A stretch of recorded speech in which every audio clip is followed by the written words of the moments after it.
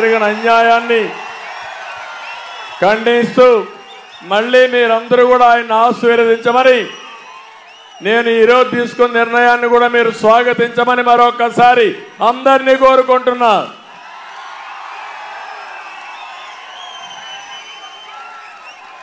Mic 2 నిమిషాలు మాట్లాడతారు. తర్వాత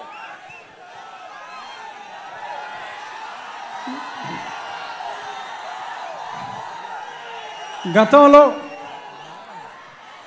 తెలుగుదేశం పార్టీ అభిమానులు, జనసేన అభిమానులు, భారతీయ జనతా పార్టీ అభిమానులు అందరికీ నా హృదయపూర్వక నమస్కారాలు.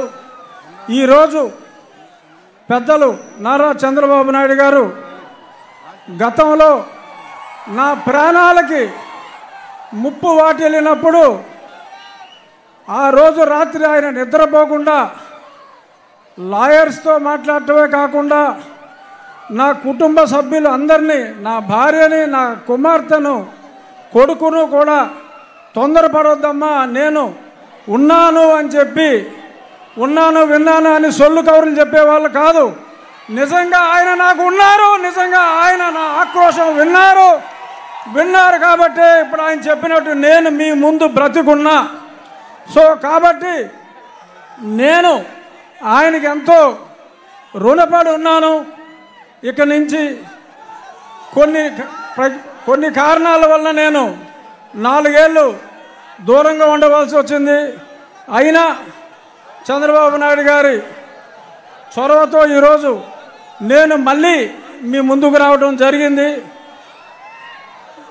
ఎప్పుడూ నేను ముందుగా చంద్రబాబు నాయుడు గారికి అలాగే మీ అందరికీ నేను రుణపడి ఉంటాను. మీ రుణం నేను తీర్చుకుంటాను. అతి త్వరలో జూన్ 4వ తారీఖు ప్రపంచం సృష్టించబోతున్నారు నారా చంద్రబాబు నాయుడు గారు.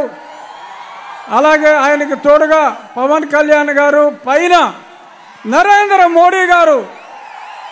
ఈ కలయిక నేను సంవత్సరంగా చెప్తున్నా, త్రిమూర్తుల కలయిక ఉంటుంది అని. అందులో బ్రహ్మ మోడీ గారు అయితే విష్ణుమూర్తి మన చంద్రబాబు నాయుడు గారు, పరమశివుడు పవన్ కళ్యాణ్ గారు, సైన్యం మనం అందరం. జై తెలుగుదేశం, జై చంద్రబాబు నాయుడు గారు, జై మోడీ, జై పవన్ కళ్యాణ్. Thank you. ఇప్పుడు ఈ విషయంలోనే మీకు అందరికీ ఒక క్లారిటీ ఇవ్వాల్సిన అవసరం ఉంది. ఈ 5 సంవత్సరాలు ఈ నియంత ఎవరైతే అహంకారిగా ఈ రాష్ట్రంలో ముఖ్యమంత్రి అయ్యాడో, అధికార దుర్వినియోగం చేసి